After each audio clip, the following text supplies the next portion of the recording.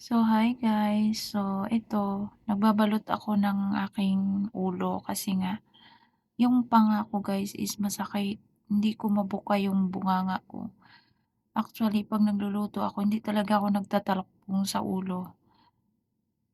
Kahit lumalabas ako, hindi ako nagtatalokbong. Ngayon talaga nilagyan ko yung gilid ng tainga ko at mukha ko ng Vicks kasi nga, hindi ko talaga kaya ang sakit ng ulo ko.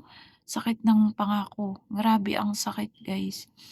Kaya sa sobra sigurong pagod nito sa Ramadan tapos malamig yung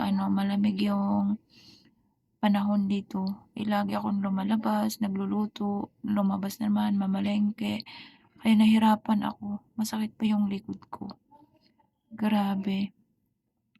Nahirapan ako, kita niyo yung ko, gilid ng mukha, nilagyan ko siya ng salonpas, nagbabalot ako nilang pagkain nila, pang na 'to 10 days na Ramadan.